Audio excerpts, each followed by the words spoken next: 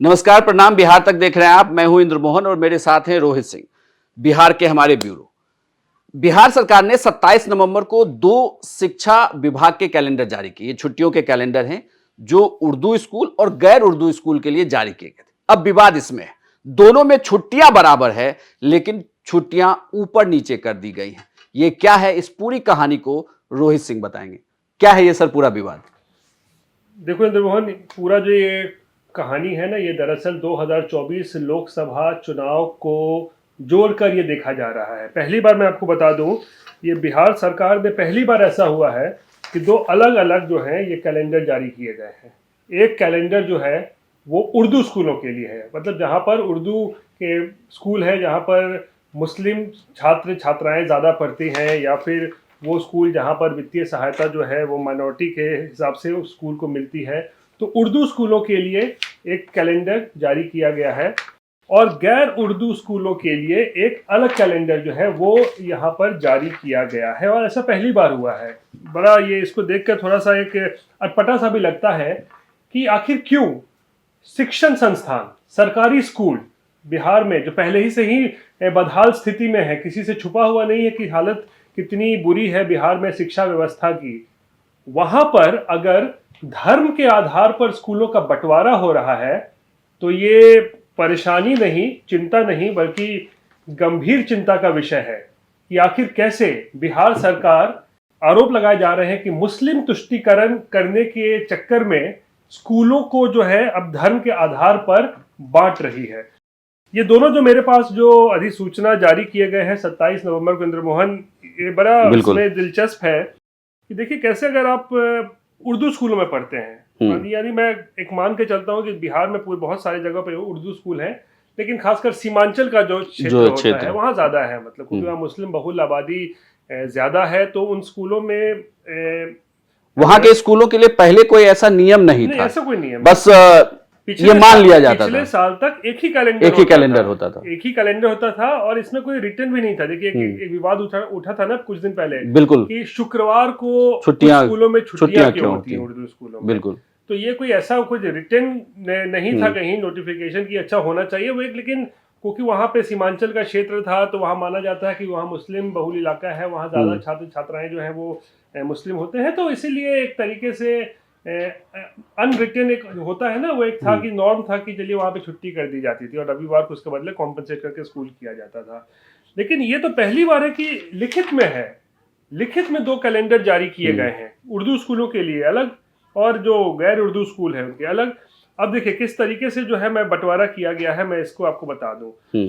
अब सबसे पहला जो जिसको लेकर बीजेपी भी सवाल खड़े कर रही है इंद्र मोहन, की ईद का जो पर्व होता है, त्योहार होता है, मुसलमानों का कह सकते हैं सबसे बड़ा त्योहार होता है, वहां पर अगर वो बच्चा जो है वो अगर उर्दू स्कूल में पढ़ रहा है तो उसको ईद की अगले साल 3 दिन की छुट्टियां मिलेंगी, यानी 10, 11 और 12 अप्रैल को उसको 3 दिन की छुट्टी मिलेगी। बिल्कुल। लेकिन अगर वह कोई छात्र जो है वो गैर उर्दू स्कूल में पढ़ रहा है तो उसको ईद की केवल 1 दिन की छुट्टी मिलेगी, वो है 11 अप्रैल।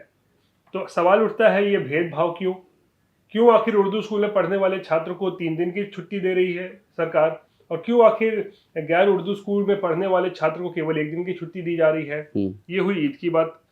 फिर इंद्र मोहन दूसरा आ गया आपको ये बकरीद जो है अगले साल 18, 19, 20 जून 3 दिन छुट्टियां दी जा रही हैं उर्दू स्कूलों में। वहीं अगर आप गैर उर्दू स्कूल में हैं तो फिर आपको बकरीद की केवल 1 दिन की छुट्टी दी जा रही है 18 जून को। इसको लेकर सवाल खड़ा हो रहा है, बिल्कुल आरोप लग रहे हैं मुस्लिम तुष्टीकरण का, कि मुस्लिम वोट बैंक को साधने के लिए नीतीश कुमार सरकार ने इस तरीके का जो है ये कवायद की है, जहां दो एकेडमिक कैलेंडर जारी कर दिए गए हैं। तो ये तो है मुस्लिम तुष्टीकरण की बात। अब दूसरा आरोप कि गैर हिंदू है नीतीश कुमार, या नीतीश सरकार जो है हिंदू विरोधी है, वो क्यों? तो अब वो देखिए वो कैसे यहाँ हो रहा है। अब आप यहाँ पे देख लीजिए कि महाशिवरात्रि हो, जन्माष्टमी हो और जानकी नवमी हो, उर्दू स्कूलों में छुट्टी नहीं है। बिल्कुल। अब अगर उर्दू स्कूल में कोई अगर मान लीजिए अगर कोई गैर उर्दू धर्म का बच्चा या फिर बिल्कुल। पढ़ रहा है तो उसको छुट्टी नहीं मिलेगी। यानी उर्दू स्कूलों में महाशिवरात्रि, जन्माष्टमी और जानकी नवमी की छुट्टी छुट्टियां नहीं नहीं होगी। मिली। वहीं दूसरी तरफ तीज, जितिया और रक्षाबंधन की भी छुट्टी जो है वो कम वो गैर उर्दू स्कूलों में काट दी गई। काट दी गई है। तो अब माना जाता है भाई तीज, जितिया, रक्षाबंधन एक हिंदुओं का एक बड़ा पर्व हाँ, होता है। तीज और जितिया तो महिला शिक्षकों के लिए बड़ी मुश्किल होगी। बड़ी मुश्किल हो सकती है, बड़ा बिल्कुल। त्योहार होता है। बिल्कुल। राखी भी जो एक रक्षाबंधन भी एक बड़ा त्योहार भाई होता बहनों है। का जो प्यार होता है। तो हिंदू धर्म के लिए अगर मानिए तो ये एक बड़ा फेस्टिवल है, बड़ा त्योहार होता है। लेकिन अगर आप गैर उर्दू स्कूल में पढ़ रहे हैं तो आपको अभी छुट्टी अगले साल नहीं मिलेगी। बिल्कुल, छुट्टियां साथ दी गई हैं लेकिन छुट्टियां बदल दी गई। दोनों स्कूलों की छुट्टियां बराबर है। एक बात को समझना होगा कि दोनों स्कूलों मतलब उर्दू स्कूल और गैर उर्दू स्कूलों की छुट्टियां बराबर हैं, दिन में परिवर्तन है। मुस्लिम वाले कैलेंडर में जो उर्दू स्कूल वाला कैलेंडर है उस कैलेंडर को अगर आप देखें तो उसमें ईद, बकरीद और मुहर्रम की छुट्टियां ज्यादा हैं, जबकि जो गैर उर्दू वाले स्कूल में उसमें वो छुट्टियां एक एक ही है। और उसमें बड़ी बात यह है कि अगर आप बात करें तो गैर उर्दू वाले स्कूलों में तीज, जितिया और रक्षाबंधन की छुट्टियों को काट दिया गया है, जिसे लेकर बीजेपी लगातार सवाल उठा रही है। लेकिन एक बड़ा सवाल यह भी उठता है कि नीतीश कुमार के लिए सिर्फ ऐसा नहीं है कि जातीय सर्वे होने के बाद जो आरोप बीजेपी लगा रही है कि वो मुस्लिम तुष्टीकरण की बात कर रहे हैं, वो मुस्लिम वोट बैंक को साधने की कोशिश कर रहे हैं। क्या सिर्फ उसके लिए कदम उठाया गया? ये सिर्फ अधिकारी लेवल पर उठाया गया कदम है जिसकी जानकारी सरकार को नहीं है। अटपटा, बेहद अटपटा सवाल। सरकार की तरफ से कोई नोटिफिकेशन जारी हो जा रहा है नहीं, क्योंकि अशोक चौधरी ने यह बात कहा। सुन लीजिए, तो मैं समझ रहा हूं, अशोक चौधरी जो बोल रहे हैं मैं वो भी समझ रहा हूं।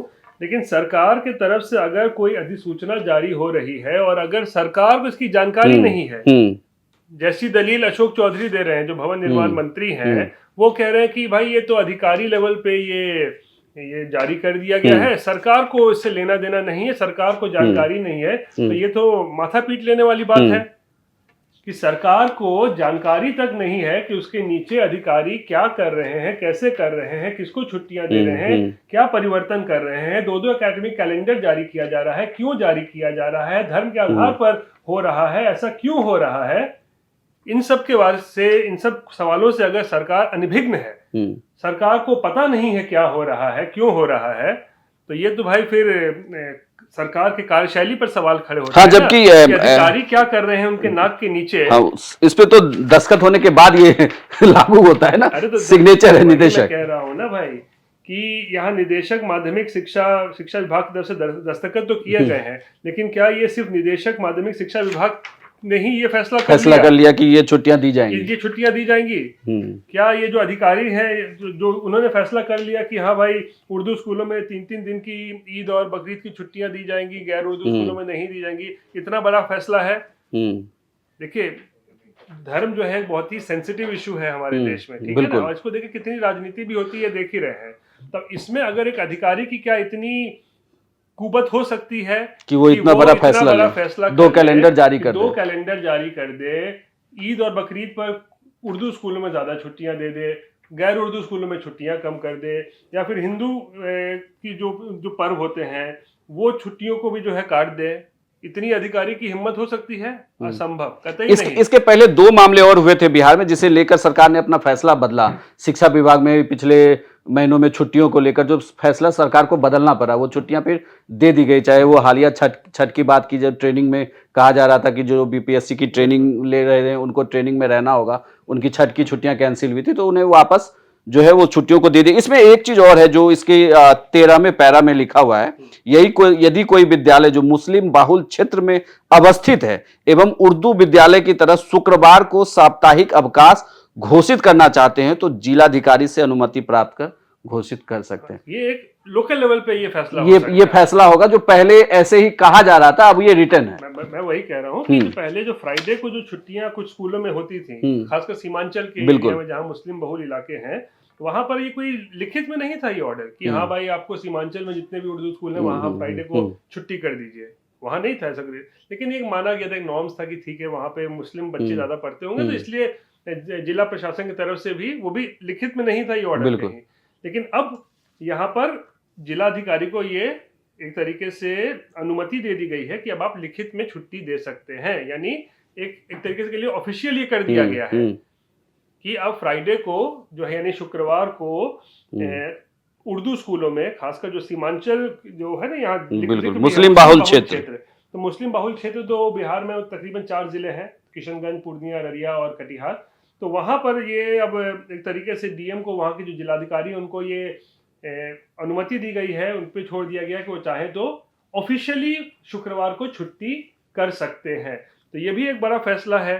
तो सवाल यही खड़ा हो रहा है ना कि भाई आप स्कूल जा रहे हैं इंद्रमोहन, स्कूल में बंटवारा अच्छा लगता है क्या धर्म के आधार पे, कि कोई बच्चा किसी दिन छुट्टी ले रहा हो, कोई बच्चा किसी दिन छुट्टी ले रहा हो। अगर एक मोहल्ले के कोई बच्चे हैं, किसी स्कूल में जा रहे हैं, कोई उर्दू स्कूल में पढ़ता है, कोई गैर उर्दू स्कूल में पढ़ता है, तो उसी मोहल्ले का कोई बच्चा जाएगा, बोलेगा आज तो मेरी, अगर वो उर्दू स्कूल में पढ़ता है, बोलेगा मुझे तो ईद की 3 दिन छुट्टियां मिल रही है, जबकि उसका साथी बोलेगा मैं तो गैर उर्दू स्कूल में पढ़ता हूँ, मुझे तो 1 ही दिन छुट्टी मिल रही है।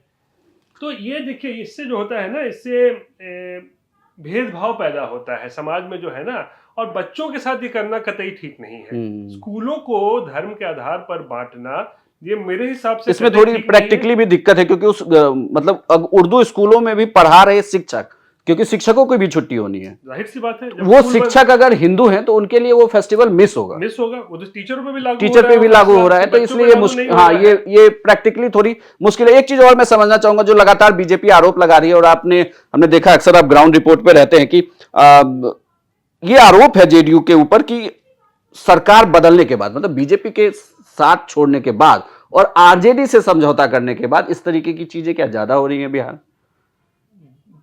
क्योंकि अभी तो सरकार को क्रेडिट लेना चाहिए था, उसने इतनी सारी नौकरियां दी, उसकी जगह हर दिन शिक्षा विभाग का एक विवाद होता है। लग तो ऐसा ही रहा है।